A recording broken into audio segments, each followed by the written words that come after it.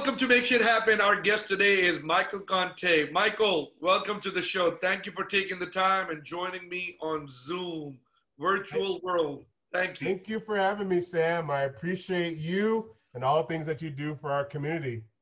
Thank you, man. Hey, I love the background. So, before the interview of people who were not watching, I was like, Micheal, if that's your background, I'm hanging up and this interview is over. If it was only real, but it's brought me good luck. So I'm gonna keep going with it. Oh, so you've been working on with that background for a minute now, huh? Yeah, it works for So, me. Micheal, let me ask you. I'm assuming that you're using a lot more Zoom since mid-March after the COVID-19 outbreak. Yes, definitely. I had to move all my practice to online coaching for that fact. Technology is helpful, so it's glad that I can still talk to someone. I can still talk to you in the middle of 2020.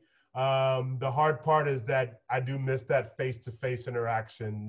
Just being around the energy of someone is something that I miss, but it's really helped. I've been able to continue my consulting through Zoom.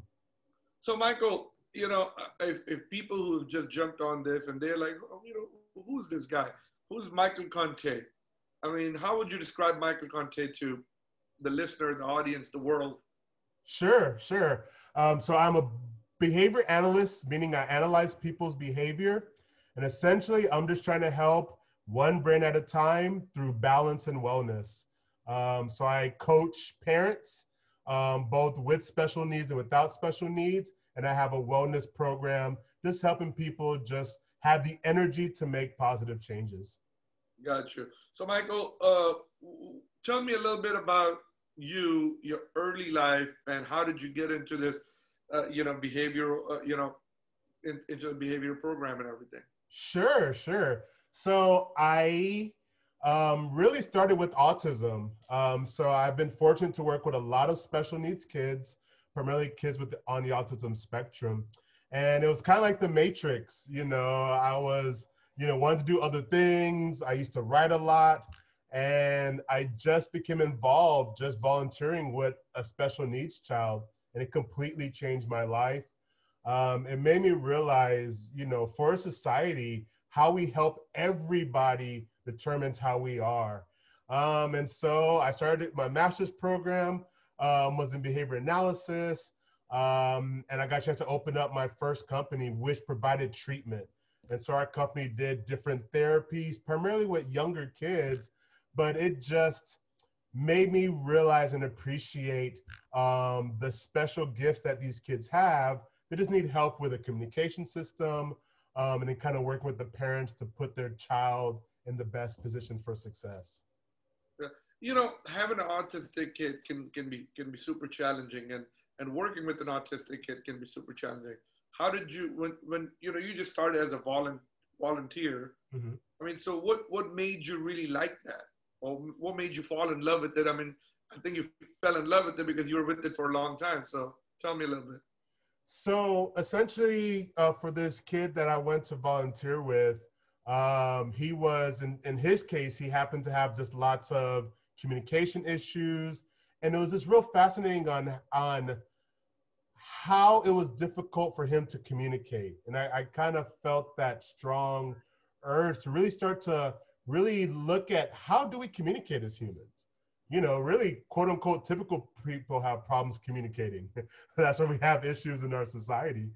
So it really got me to understand and look at the human brain, and whether someone has, and for the record, I don't think autism is a disability. I just think the kids think differently. And it really just got me to, instead of just doing cookie cutter, just really evaluating each child and building a specific type of treatment that helps that child make progress in their communication skills, in their social skills, and then reduce any kind of unwanted or kind of behaviors that interfere with their learning. So I became in love with that process. A lot of people, they might not know what autism is or what autistic kid is until it's in your family, or it's close to home, Mm-hmm. in your immediate family, or your brother's kid, or your because I mean, I can probably be guilty of it at the same time. Mhm. Explain it to people who are listening to this and they're like, well, we have heard what autistic kid is, but we don't know what it is. Like you said, it's not a disability. So tell us a little bit, explain it to us. I'd be happy to, Sam. So, autism is a neurological disorder, meaning that in most cases, many children with autism are completely different, but commonalities include social skills issues, meaning sometimes difficulty understanding social cues from other people, communication deficits, so an inability to explain how they're feeling, or the inability to communicate at all. So many kids on the autism spectrum can't talk verbally. They have to use sometimes a device, or they don't have any system whatsoever. And then many kids with autism have sensory related issues. Now, Sam, we all have sensory issues, right? That's why people play with their hair, they chew on pens.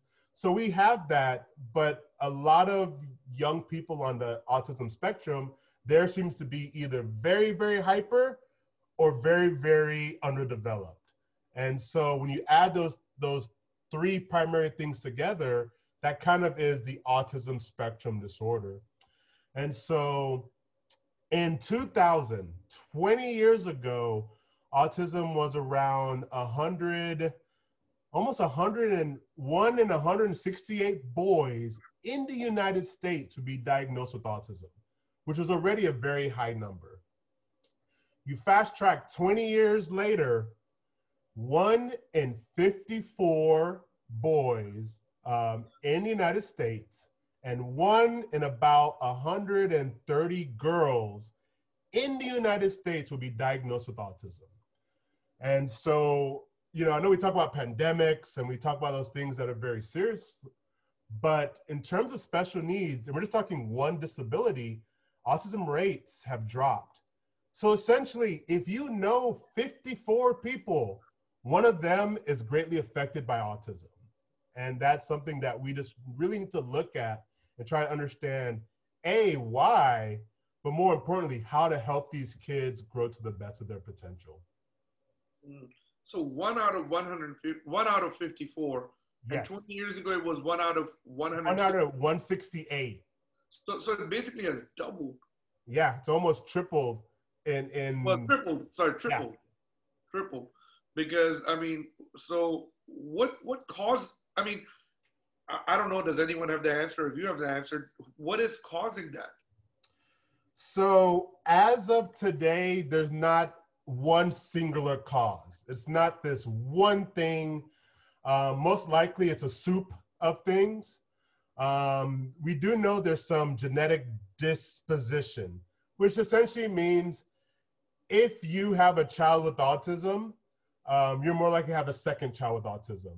Or if you have a child with autism, maybe you had your uncle may have had autism. So we know there's some small genetics in play, but really a lot of it is environmental that we don't know quite yet.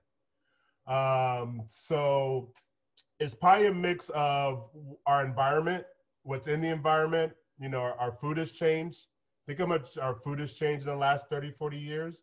There may be a slight factor there. There are a lot of the kids have gut microbiome issues, which we can have a whole talk about the gut. But essentially, your gut kind of regulates your brain cells. So there are more brain cells in your stomach than there are in your head. So there may be some issues there. And I just think over time, our environment is not as healthy an environment through lots of different reasons. But there's no definitive cause. I know some people say vaccines, which do cause some kids, but there's not one way. There's probably 15 different ways kids get quote unquote diagnosed with autism. Wow, it's crazy. I mean, thinking about, what can be in your food, environment, the air you're breathing that can cause, I mean, and thinking about it, just that can cause autism is something. Now, you said it's not a disability. You say it's a neurological disorder, Mm-hmm. right? Now, some kids, they just don't, I mean, So if you go to an autistic kid, let's just say it's 2 years old, autistic kid, you go there, hey, baby. All of a sudden, autistic kid, if you go like that, they might get super scared. You know, they might get startled. Am I correct? Some kids, yes. Right. But I've seen a lot of autistic kid with the speech impediment. I mean, they have a speech problem.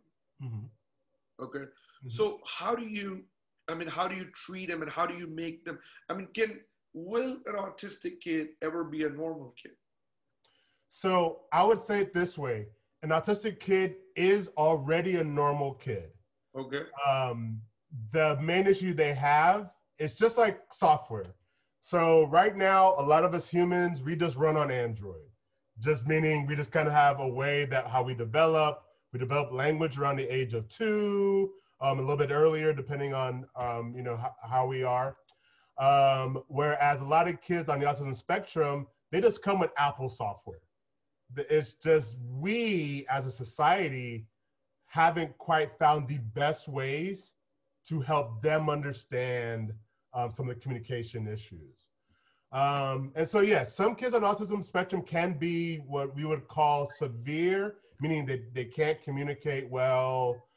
They have lots of frustrations that lead to behaviors. But I think in a lot of cases, it's for us as a society just to alter how we treat and work with these young kids. And so what a lot of things that we did at the center, it is really helping kids understand simplicity of things that we all learn as humans. So one of those is imitation skills, just making sure a kid can imitate and follow what we're doing. Now I work with a lot of parents and teach them how to not train their kid, not be a therapist, but teach them how to play with their child. And, for many kids with autism, it's just a lack of repetition. Somewhere when they were younger, for many different reasons, they weren't paying as close attention to the environment as quote unquote someone who was typical. And so a lot of times they just need positive interactions, positive play with their siblings, with friends, work on imitation skills. And then at that point, it's almost like a jump start to that part of the brain that's not working. And it kind of helps the child move forward. So that's where you kind of can say this child doesn't quote unquote act like someone who has autism is because they receive good therapy and really receive good treatment that help them in their level of need. Gotcha. So you had a 13-year career with autism and with autistic kid. You grew a business, you became an entrepreneur, grew a business, 3 big facilities, which congratulations. And you have now then moved away from it, have sold it and kind of moved into a different direction. Tell us a little bit about why did you make that change? Why did that change happen? And what are you doing now? Sure. In simple terms, I hate dealing with healthcare. Healthcare is a broken system. And so we grew it big. I love our community. I love the things that, we kind of do. And so I'm excited. All the staff that I had, I had over 700 employees over those 13 years. But, dealing with healthcare is just not as, it was difficult to maintain healthcare and grow a company at the same time. And so I think, looking at factors, other big companies came into our area. So I kind of decided to take a break. I need to really think of, I was able to help a lot of kids, but I wasn't really able to help kids to the level that I knew was available. And so I think I want to take that sabbatical break. I wrote a self-help book, will probably be out next year. I got into some other things to kind of really enforce looking back at autism through a fresh lens. So now I consult. I work a lot with parents who just need good, stable advice on how to help their child with autism. I do work with parents for kids that have just special needs or just have kids that have behavior disorders. But I got a lot into wellness coaching. I realized that all people need help with just learning how to make positive change, providing energy. So someone like yourself, that's why I'm glad doing this podcast. You have a lot of energy, Sam. and that energy is giving you the ability to kind of grow your business. And I think a lot of people don't think of energy that way, but a lot of people don't have the energy to make progress. They're just trying to survive day by day. So I think I try to help people understand how much energy they're leaking every day and just really give them a cleaner path to set positive goals so they can grow. Right. And without energy, you can't grow. Well, I like that. I mean, but energy can be, a good positive energy is probably more essential or more needed, you know. Yeah, it's more needed, but I also say from business owners, sometimes being told you can't do something is great motivation. And I think many of business owners kind of, I'll show you I could be a big dog in this field. Or, yeah, I can grind. Now, I think it's not the best form of energy, right? I think it's, there's But at the better. same time, I think, I might be guilty of that too. I told somebody the other day, every dog has its day. Don't worry about it. let me ask you a question, Michael. Not to move away from that. Oh, No, so sure. you said so now you do wellness, okay? Yes. And that's what you're talking about, energy. To have energy to go run your business, to do a day-to-day operation, Hmm. to get out there in front of your employees and show them, like, be the leader. Am I correct? That's the kind of energy you're talking about. Yes, yes. Having that energy, that motivation, and that passion that you need. If you're going to be successful and you don't have passion, I don't know how you're going to succeed. So a And lot of the energy comes from being awake, and so when you say wellness, do you mean live a healthy life? Is that what wellness? What do you mean by that? so if I define wellness, for me, I define it as having your mind, your body, and your spirit aligned so that you can hear the messages that are coming from inside of you and outside of you. Okay. Because if have you have a good mind, you're educated, you have a good spirit, you have passion, but you're very unhealthy, how can you execute that game plan? Or some people are really healthy, but they don't really know how to maintain friendships. They can't build and foster that. They have too much negative thoughts. So really, for growth, in most cases, you at least need two of those things going really well: mind, body, spirit. If you want to be at your best, I would argue you're usually balancing all three. And the longer you can balance it, people talk about these flow states and these people they get this energy and this passion. A lot of it's just being aligned with themselves, being honest with yourself. Society has gotten to the point where if you can't be honest with yourself, it's really hard to go off and have an authentic truth when you talk to people. If you can't show passion and love for yourself, how can you go out and love someone else or show energy at work? So Yeah. I help people realize the simplicity of being aligned and trying to isolate the areas that they need to improve in so that they can feel more balanced. So I like the mind, body, spirit, and people probably, and it has become so cliche in the world, that we live in: mind, body, spirit, mind, body, spirit, mind, body, spirit. I mean, I've seen gyms that have like a triangle that says mind, body, spirit, Yeah. right? And have like somebody meditating in the middle, right? So, but mind, body, spirit is very, very important for what you said. Mhm. Your mind got to be present. Your body has to be be hit in a healthy shape, and your spirit. I mean, your spirit's got to be good. So you got to be, you know, true to yourself and everything. Oh yeah. Tell me some of the practices or some little things or tidbits, little tips, what people can do to improve that state of mind, body, spirit. Oh, I am so happy you asked. So there's a couple of them. I'll probably stick to some of the major ones, but I'll stick with the one that is so simple, but yet we neglect it. And I'm going to explain why it's so important. It is crucial that you as a human being continue to try something new. So what happens to our brains? Our brains get so fixated, they like to stay on rhythm, right? Uh-huh. The brain doesn't want to be surprised. It wants to eat the same thing every day. It wants to do things that keep it safe, because that's the brain's job. But what happens is everything that you don't know is the unknown, right? And there's going to always be more of that than that you'll ever learn. And we also have a natural fear of the unknown. That's why we're all afraid of the dark when we're young. That's why people have bias and racism and misogyny, because they just don't know this other side. So what I challenge people is keep pushing your brain to stay open-minded.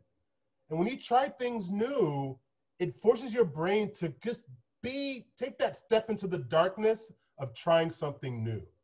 So I always encourage people, if you are stuck in a rut, you have to be able to push yourself. So that's one of the important things. Just being flexible to maybe not eat the Alfredo, try the vegan menu. Eat something different. And if you don't like it, your brain gets a new memory. And memories, that's what sparks energy. So neurons are just electrical signals passing through your brain all day long. If you keep not trying new things, your wired circuits just kind of runs on autopilot. And so a lot of people are just stuck on autopilot. So that's one, always trying something new. The second one is having something that causes you to focus on that activity and nothing else. So this is why I encourage everyone to try something like yoga, for instance, which 2 years ago I would have never tried because I was a big macho man. But I realized when I'm trying to hold these poses, I can't think about how bad my day was. I can't think about what I'm going to eat because I have to concentrate so much on not falling, on working on this muscle, it refocuses my brain.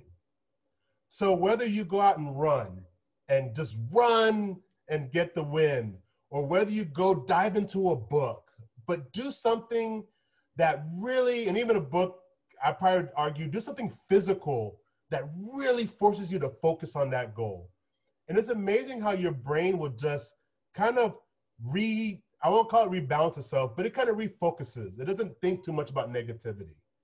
So I'm a big fan of finding something that grounds you.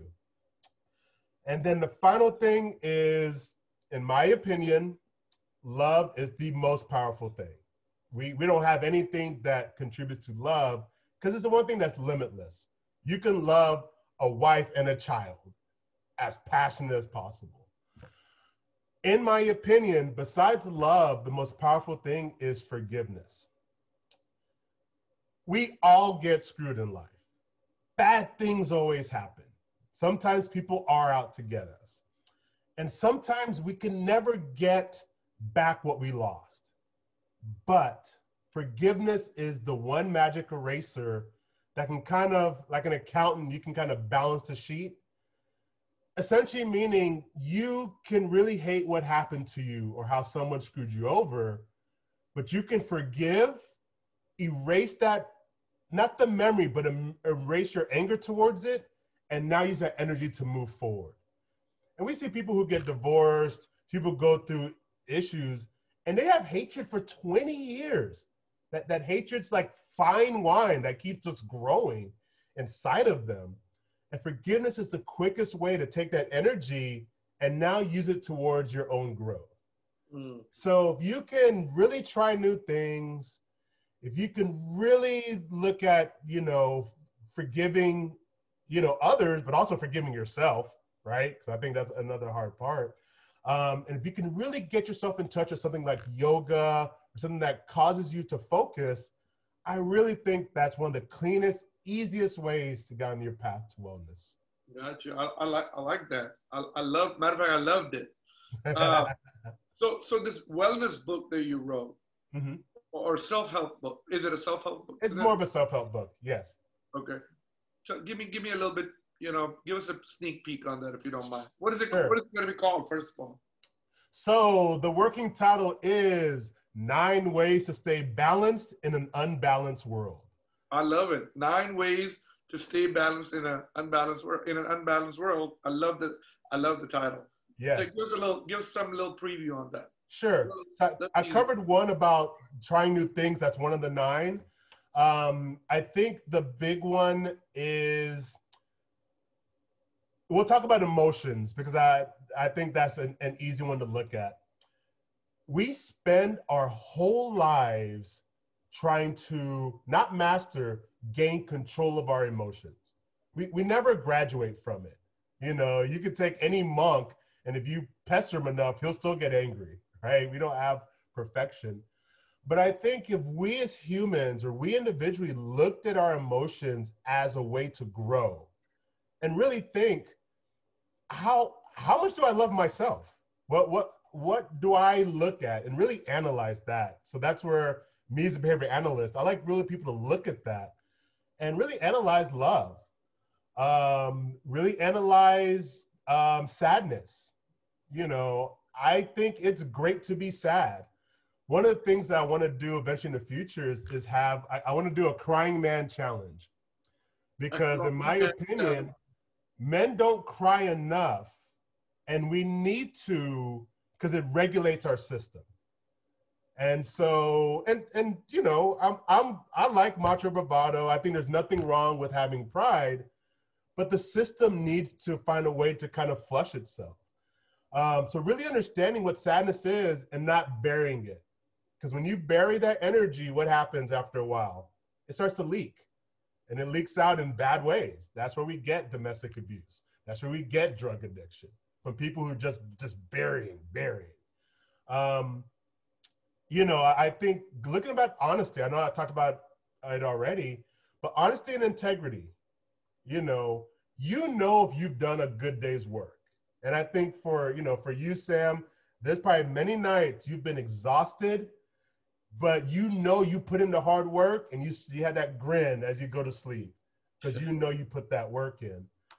You know, not everyone gets that. And I think for a lot of people, you kind of lose your space in your purpose if you're doing something that you hate every day. And you don't have a grin on your face, you have dread because you hate where you are the next day. So I really, really drill down on focusing on simple emotions, because the more you understand them, how you feel about them, now you can apply these things to other people. So I talk a lot about that, and then a couple other big key topics so that people realize how they can get on their path to wellness. Michael, we got to get you back on this podcast when you do that, because honestly, there's a couple of things I really always talk about. I'm passionate about this, and that's number one. You got to be happy where you work at, and I tell this to all my employees all the time. Yeah. You're not happy, we can be friends when you leave. You know, because I'd rather you be somewhere where you're happy, right? Yes. When you show up, you'll give 100% because you're excited to go to work the next day, Yeah. right? And then also about change, I strongly believe, and I think I did a little video on my Instagram, that people like to do the same thing all the time. That's why we go to the same bar, we go to the same restaurants, we eat the same food, we wear the same color clothes, and I mean, we wear the same shoes because we are familiar with this. And breaking out of the pattern is totally something different. I Yeah. mean, if you are somebody who has never wore a suit and you try to wear a suit for 5 days, that's breaking into a different pattern, right? Yeah. And because all of a sudden you're like and then you start becoming conscious. Oh, how am I going to look? What are people going to say about me? What are this? Well, I've never gone to this part of town to eat, or this restaurant to go eat. Maybe I should. And things are very different. And honestly, like, I know people who go to the same spot for a vacation Yep. every year. Like, make a change, but that's what it is. Us human beings, we get into this change method. I mean, we think change is something really bad, and we get into this habit and we do the same thing. And one of my favorite rappers said, "Change is good for all of us." You know, in the words of Tupac Shakur. Yeah. I agree. But change is hard. And that's where you have to be strong enough. I think it's not my quote, but I think the quote says, the brain is a great follower, but a terrible leader. You know, I think when you are working with your brain, you can do amazing things. You don't feel limited. But when you're a slave to your brain and your brain just goes, I want to feel safe. I want to eat just before I go to sleep, you know, a whole package of Oreos. That's not, that's you just being this mindless zombie to your own brain. So Yeah. yeah, I agree. And I love, so I do work with companies too on the employee life cycle. And one thing I usually tell companies are employees are your best marketing. You can put a billboard up, but an employee who loves you, especially the ones who have left you, that's the easiest way for them to go out and be a good verbal missionary. Opposed to a lot of companies that they hire them, they treat them like crap, and then they dump them on the way out, and now you have someone who forever they tell everyone their horrible experience. So we actually work with a lot of companies doing the onboarding, and then we work on offboarding. Just really making sure we set up alumni programs, which I think companies don't realize. Just letting your former employees just know what you're doing is the easiest advertising you can do. I And it goes like back that. to what you talked about, that just simple passion and happiness. I like that. Tell your former employees what you're doing. That's pretty good. Hey, let me ask you a question. You just said something that probably a lot of people just think, where like at night they're about to go to sleep. They're watching, they're watching Game 7 last night, Dodgers and Braves, or the night before, and they ended up finding themselves going to their pantry and getting a whole bunch of Oreos and eating 10 or 12 of them. Mm. And, we do that, right? We become this mindless zombie because we don't know what we're doing, but, except we just keep doing it. How do you get away from that, Michael? So, in my opinion, the brain is only does what you tell it to do. Right. So after a while, your brain goes on autopilot. So that's why we could be in a car and all of a sudden we've driven for 30 minutes and we haven't even realized we're driving, right? Yes. We're on Houston roads, we're making left turns because in a lot of cases, you've driven that road so often, your brain already can literally predict what's going to happen. And then you kind of drift in your own head, right? Thinking about sports or what you're going to eat that day. It's really about mindfulness. So a lot of it's brain focus. So an interesting thing is that when I say fifth grade, your brain automatically starts to think about you in the fifth grade, right? It starts to project this memory, like it goes back and tries to pull this thing. Yeah. So it's teaching your brain to shift attention. You know, a lot of people watch TV and they're literally off. They're not thinking. They're just kind of receptive. Mhm. And so I challenge people to find ways to stay mindful. So one of the simple things, and it's easy in thought, but it's hard in practice, is mindful eating. You do not put anything into your mouth unless you're actively conscious while you're doing it. And I think that simple thought is a lot of times the reason why we eat 10 is we haven't really thought how many we've eaten. So we're just literally just doing this. It sounds interesting, but when you see the plate of food and you're mindful, you stay fuller because you know, wow, that's a big plate of food. I know I won't be hungry later. So I do a lot of helping people just stay in the moment. And it's even hard because of society. Just to have a conversation with someone to stay in the moment is difficult Yeah. because, you know, they just get distracted by all these things that we have. So yeah, I'm a big fan of helping people focus. And once you can do focus, now you can make decisions and not stay on this kind of autopilot. So, go back to wellness, right? Yes. When most people, when they think about wellness, they think about, hey, you know what? Let me go to the gym, get on the treadmill, and then, of course, a lot of personal trainers always tell people, hey, listen, 70% of your diet is your food. They Mm-hmm. still don't think about it. They're like, as long as I show up to the gym, I can go and eat anything, right? But what people forget about it is the mind and the spirit. They're Mm-hmm. only focused on the body. Yeah. Okay.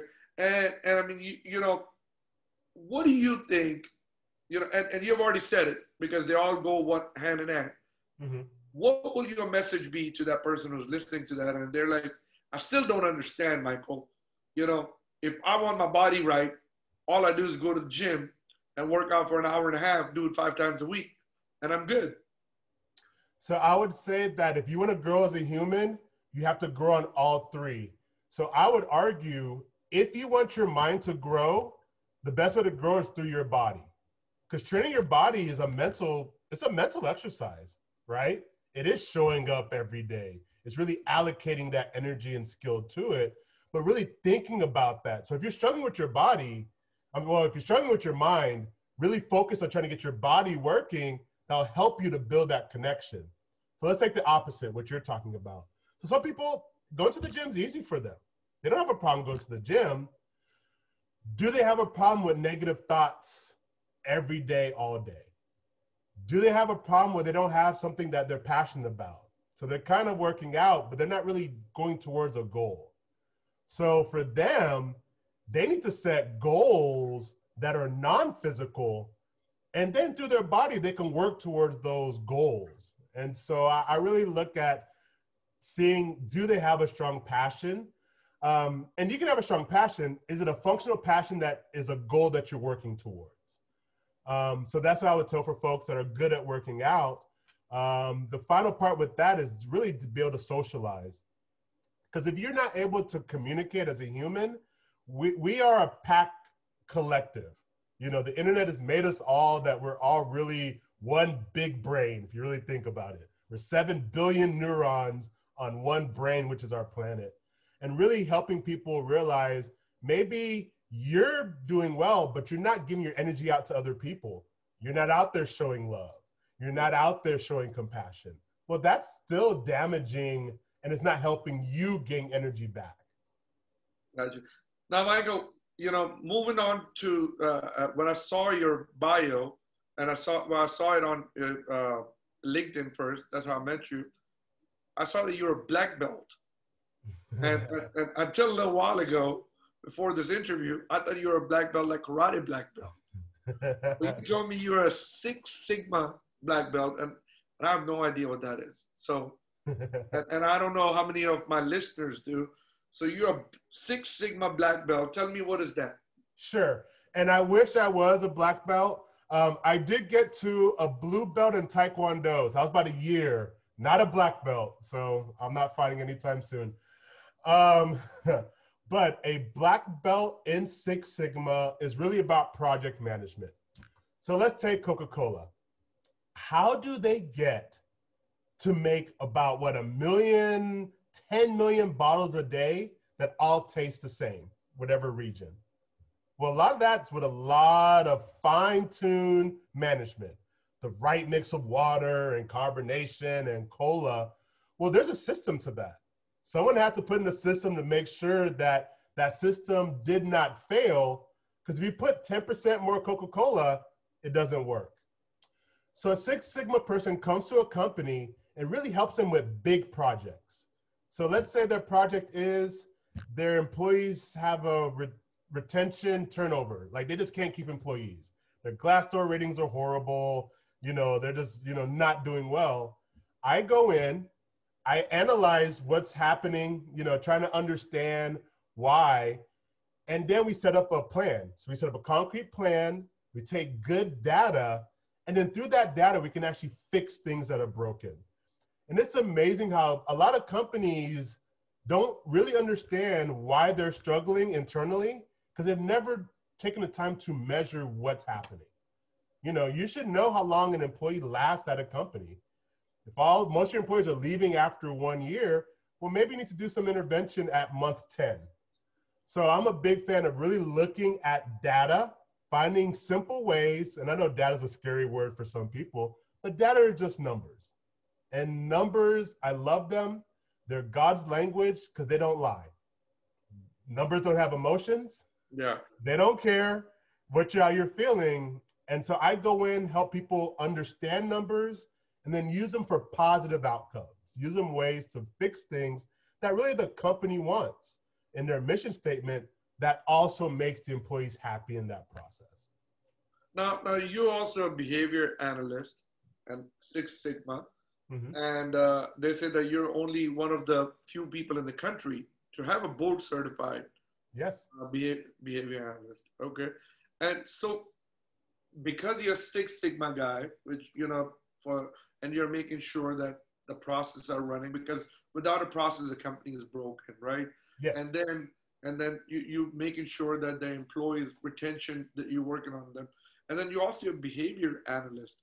What kind of edge does that give you personally when you're at like that? Well, if I was a mixed martial artist, I'll that be means. talking to you and you'll be analyzing me. I'll be a little intimidating. I wish my skills were that good. But if I was a mixed martial artist, it would mean I'd have a great stand-up game and I'd have great jiu-jitsu black belt. Like I can able to go up and I can go on the ground. So you're right. The project management helps to set the long-term goal and set simple steps. So the Six Sigma really helps me for that. The behavior analyst part really helps me to analyze the data and really try to understand the whys, the part. So now when I understand the whys, it really helps me to build a good system. And then the third part, I'm also a certified coach. So that's the wellness component. Because everyone, until all the computers run us all, we all have humans running our systems. So I bring the wellness to give you that energy component, so we have the energy to complete the project. And for you as a business owner, realize this, and for a lot of folks that have any project, it's not that people don't know what to do, they just run out of energy in the sake of doing it. So the Six Sigma sets the game plan, the behavior analysis analyzes the game plan in real time, and then the coaching gives the energy to make sure that the game plan successfully gets done. So when you say coaching, explain that to me. Sure. So coaching, well, I'll explain consulting. Consulting, a guy comes in, and I do a little consulting. Guy comes in, tells you what to do, how to fix things. A coach, a good coach, the person is doing the talking. A coach helps guide the thoughts that are in the back of someone's head and kind of brings it to the forefront as a guide and just asks good questions. So for instance, a coach would tell an owner, and the owner is saying, hey, I'm having problems with my company. I'm stressed out. I have an important meeting coming up. A good coach would ask, well, how do you feel about your upcoming meeting? And a good coach, when they ask the right questions, it's almost like a light goes off in the owner's head of, oh, maybe I need to do this, or maybe I'm doing a bad job, or maybe I'm doing great. So a good coach asks very thought-provoking questions so that the person is kind of analyzing their own thoughts and being able to fix them accordingly. Gotcha. So tell me something, Micheal. Did you grow up in here? Let's go take a little back. Sure. Did you grow up in Houston? I was born in Virginia, but I came here since I was 4. So I'm as naturalized as possible and Texan through and through. So I'm very pro-Texan, pro the Houston community. I love this place. Okay, well, good. I'm glad we have something in common. So you've been living in Houston for a while. Yes. And now are you right now traveling around the country? I mean, not right now, but I mean, your practice is around the country right now? Yes, so I have clients in different areas. Most of them are still mostly Texas bound. I like to support local from that standpoint. And then probably once we kind of get back where we start to meet in person, I start to hit the talk circuit. So, because I have these 3 distinct categories, right? I'm talking in these different areas. And I definitely like public speaking. So just, doing this type of stuff, I was excited. And I want to be also kind of feel your energy since you have so much of it. Thank you. So yeah. How do you find clients? I realized what was really important to me, and I started to cut out things that didn't help me to those goals. I'm a big goal person. I want to run massive companies because I want to prove you can be a great employer with also happy employees. And I think we kind of forget that in our societies. I'm not anti things like the stock market, but employees should always be more important than shareholders. And so I think I've made it my mission just to, I've been fortunate. I've been in a lot of places. I've seen a lot of behavior. And so I think now I just want to spread those messages either to a person individually or to a company that just really needs to change their environment to stay profitable. Society's changing. And if you don't have people that give you energy, you're not going to make it. So, And Michael, I think, quick question. You yes. said um, you know company employees should be more important to companies than customers, and I totally believe this that employees are the company's greatest asset, right? Mm-hmm. Because I'm sitting over here talking to you, and doing a podcast with you, and I got stores running and operations running and everything because I have great employees, I have great partners, I have great people who work with me, right? Mm-hmm. And I have a great team, and I believe in this. But a lot of time, employers, like especially small to medium sized businesses, Mm-hmm. they have this problem giving control or trusting people, Mm-hmm. right? And then there's some people who just, I mean, being strict or being an iron fist person is one thing, Yeah. but being a-hole is a totally different thing, right? I mean, you can't just beat your people and then not reward them or give them anything back. Yeah. So give us some tips, share some tips with us, how business people can treat their employees good, be good employers, and little tips so they can trust people, so they can be great bosses. No, I love it. I love it. So the first thing is everyone's human. Everyone makes mistakes. I don't think any human, you would ask them, do people make mistakes? We'd all agree. I don't know why what we do to people in leadership that we hold ourselves to a standard where we can't make mistakes. And so I look at owners, admit when you make a mistake, because your employees know if you've made one or not. They just want to know, are you willing to admit it? Mm-hmm. And it's not just admitting mistakes. I'm not saying every little thing, but sometimes you try something and it doesn't work. It's okay, because if the person at the top admits when they make mistakes and is honest, the people underneath will do the same. But if the people at the top hide, don't show their emotions, what's going to happen to the people underneath? So I really work a lot with executives and say, be human. If you slip up and you say something dumb, it's okay. It's okay to laugh at yourself. So humanizing yourself is so important to staff. They need to see you as a human being, because once you put yourself on your own pedestal, you're going to fall. And that's just a higher place to fall down from. And I've seen a lot of executives just bury themselves with their own hubris. The second thing is really focusing on transparency. So I'm a believer, I'll do my coaching consulting. In the future, I want to open up other companies. They should not necessarily know the exact salary of people, but I would argue you should do it as best as possible, or at minimum the range. Because when you're transparent, you give people a path to strive for. So I love when I had my clinic for 13 years. On day one, I can tell my employee where they could be 3 years from now, how much money they could make in these 4 paths. And it's amazing how the people who had energy, they strive for those paths. That's what made me a good trainer, was I was able to be transparent. If there's a glass ceiling, let them know there's a glass ceiling at year 2. And either they leave and you guys had a great experience, but nothing's worse than a staff who is good enough not to fire, but doesn't do anything to help the company grow. And they just start to just kind of stay on the company and leech on. So I'm a big fan. You need to be transparent. Let them know if the company's struggling. I learned a lot of lessons based off of my mistakes when running a company. So I'm a big fan of transparency. I want them to know how much I'm making so they know where the money's going, and they will work hard to keep the money that we all share. Gotcha. I love that. I love that. Michael, tell me, let me ask you one thing first. You did a residential program for a year with extreme behavior. What was that about? I forgot to ask you. Yes. Yes. So just before I really started opening companies, I worked at a place kind of in Huntsville, Texas, outside of Houston for about a year for extreme behavior. So either those young adults hurt themselves, hurt somebody else, or they destroyed a whole lot of property.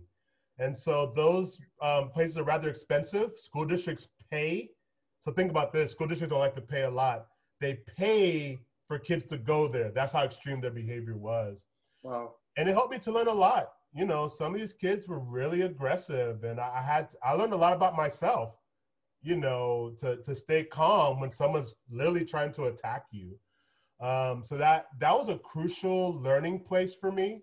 I wish every human got a chance to spend one day at a mental health facility to really know how people are struggling. Because, you know, one way you'd appreciate what you have, and then you realize these systems are broken, that these kids are just falling through these huge cracks.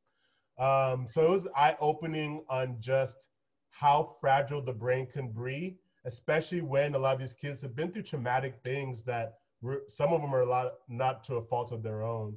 So I think that really changed me. I wouldn't have started a company without having that experience of how precious the brain truly is. So I mean, a lot of these kids have like mental health issues. Mm-hmm. I mean, Yeah, so they were. either severe disability physically or mentally, or lots of trauma. So emotional disorder, severe bipolar, opposition to defiant. So, you know, I don't know the percentage, but a lot of those kids on their current path will most likely end up in prison or in that system, you know, because they're not getting the emotional help, and they're more liable for outbursts, whether to themselves or to people around them. Wow, wow, and I mean, so that must have been a crazy learning experience. Were you ever threatened when you were working? Yeah. Well, absolutely, yes, in lots of different ways. And it was challenging, but I can say I love that experience, you know. And it went to kind of my mantra about balance and helping one brain at a time. We reached out and helped a lot of those kids. You know, I think a lot of the kids never had that love and attention to build on. I love using analogies. I already used a couple, but you know, humans are no different than plants. They need energy, they need soil, they need water. And a lot of our kids, you know, the soil is kind of the body, you know, the energy comes from your spirit, and your mind is the water that you're constantly feeding. And a lot of these kids just needed a good soil. Their environment wasn't a great place for them for lots of different reasons. You know, I'm not blaming any, you know, one part of it. So it was nice to get to kids who did make progress. It was so rewarding that when you change their environment, they start to grow again. And you And know, that's for a lot of people's brains. They're just stuck in environments that they can't grow. When you change their mindset, it's amazing how that plant starts to grow again. and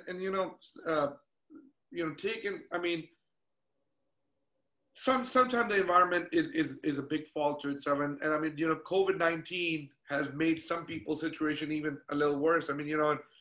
I mean, I don't know where you stand. I don't know. A lot of people might, but I was for the schools getting opened up back again because some of these kids need a place to Mm-hmm. go. As such as a school. I mean, because their home is not the best place for them to be at.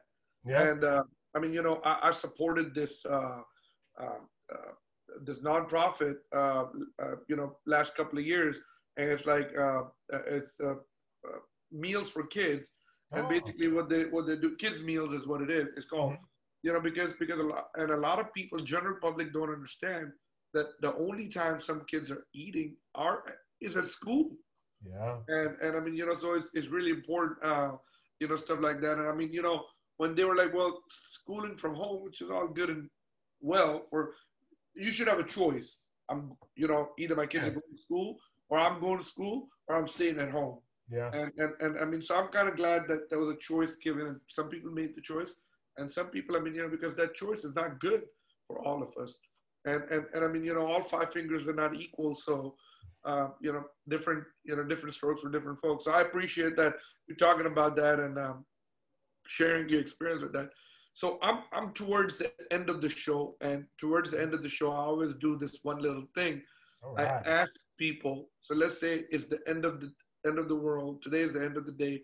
You're gonna go on to the other world, but everything that you have written, everything you've recorded, everything you've documented, all the interviews you've done, have all been erased, right? And Mm-hmm. they give you a pen and a paper. Say, here, Michael, write three things for me Mm-hmm. that's most important to you, and that's how you should lead your life. But you are giving this message to your future generation, the future world. Three things. It can be anything. It can be how to live life, how to do business. It can be anything. What will those three things be, and what will your message be to the future world and your future generation? So the first message is that we are one, meaning as humans, we're one species. And I think the more that we look at anybody that we come across as just another version of us, it will change us forever. And I always like to try to put simple things. I think we try to get too complicated. But if you looked at every human and that's just another version of you and not even an alternate world, alternate reality, that's just another version of you that's gone through a different set of experiences, I think you would treat them better. And to the process, treat yourself better. So that's one. Oh man, hold up. Your number one gave me goosebumps. I got to tell you that. I got to tell you that. It gave me goosebumps. We are one. I mean, Yeah, so true. So true. yeah, Just a different version of you, different skin color, yeah. different, upbringing, different everything. But yeah, we are one as human. I love it. Number two. The second one is we are small, but we are special. So, as we have talked, the earth has been spinning at a fast mile an hour around this big rock of a sun. And if you think about that, we're so tiny. The equivalent I say is it's like having an ant, a little tiny ant try to explain Houston to you. They can't conceive of this large. That's us on just this galaxy, let alone all these other galaxies. But in the midst of that, we're still special, meaning we're all here for a reason. Mm-hmm. Everyone has to find their reason. It's not our job to tell other people their reasons. But once people realize that you can still be small, but still be special, you have a job to do. In my opinion, not enough people on this planet are doing their job. That's why we have the problems that we're having. So I'm just a big fan of just realizing that you are small but special is just something that people need to have in their head. Love it. And then the third thing is just a simple golden rule. If we really went out and really showed what, I'll use the words empathy and compassion. And I understand, I'm a business owner. I love accountability. We all should be responsible for our actions. But societies are judged on how we treat the most vulnerable of our population. And that's always when I get frustrated, and I'm not, politics is a corrupted system on both sides, all that stuff, is kind of a power thing. But as a society, we should be sad when we see someone struggling. And if we really just took the energy to solve their problems, on the path of solving their problems, I think we can fix every problem we have in humanity, just helping the people who need help. And if people focused not on these little arguments on what skin color you have, but just focus on saying, how do we help elderly people really live a good end of their life?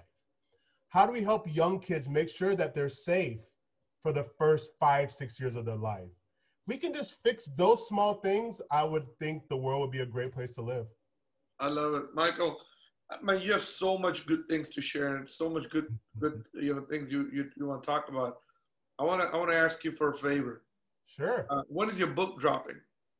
It'll probably drop sometime later in the spring. I want to wait because COVID's kind of, wait a little bit. So it's kind of mostly in the can. But I'd probably say late spring. I would promote it. I'll let your people know about it. But it'll probably come out sometime late spring next year. So you'll say about late April next Yeah, year. sometime, yeah, late the Let's 2021. do this. Let's set up a date when you're ready to do your book. You come to my studio and we record another podcast. Ah, I love it. I get to be in your energy live. Yes, sir. Yeah, that'll be good because I mean, man, you have so much energy. You have so much to share. I really loved this interview. Thank you for donating your time to me.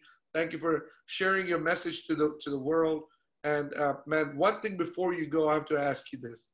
Yeah. What is your definition of humility? My definition of humility. Hey, let me ask the question again. Okay. What is your definition of humility, and is humility important? Humility is very vital because it reminds us that we're all human. And no matter how smart you are, no matter how talented you are prone to all the silly, dumb things that make us human, like forgetting our keys or passing gas in public. And so humility allows that no one human can run too far past anybody else. And I think it's a beautiful thing just to realize. So someone's ahead of you, that's fine. They're human. They'll make mistakes. If you're ahead, you're human, you'll fall down. Man, I love it. Awesome. Micheal, thank you for coming on the show, man. Thank you so much. And thank you again. I mean, this was great. This was awesome. I didn't even notice that over an hour has passed. And, I was so much into it. And I love this thing. Next time we'll do something, I'll come up with like a background for you that'll say mind, body, and spirit. And I'll forever remember you for mind, body, and spirit, man. Thank you so much. And you know what? While you were talking about that, I had a friend. Well, he's really not a friend, but a guy that I met. And I mean, I've got to know him. He teaches yoga on Wednesday and Friday. He practices 5 days a week. And he had sent me a message. Hey, you need to come do a yoga session with me. This Friday, I'm going over there. There you go. Try new things. Try new things. I'm doing a yoga session this Friday, man. I'll even put it on for you. I'll send you a video. I appreciate it. That's awesome, Sam. Thank you, Micheal. I appreciate it. Thank you so much for joining me. All right. Take care. You too.